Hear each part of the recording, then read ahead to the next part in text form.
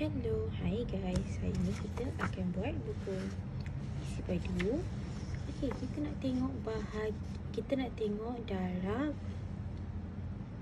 perpuluhan, iaitu 8.4 darab 100. Okey, bila operasi darab yang menyebabkan nombor 100, 1000, 10, kita hanya perlu gerakkan titik perpuluhan sahaja.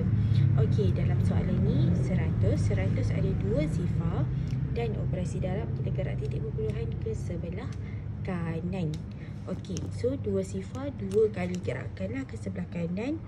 So 1, 2. Okey, so 8.4 gerak 2 ke kanan, dia jadi 840 liter. Okey, kemudian dia nak kita tukar daripada liter ke mililiter. Okey, kita tengok semula formula liter ke mililiter darab 1000.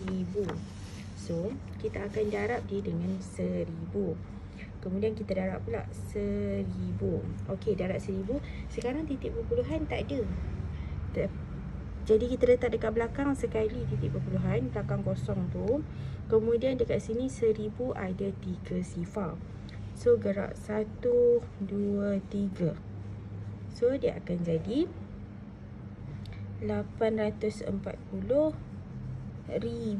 mililiter.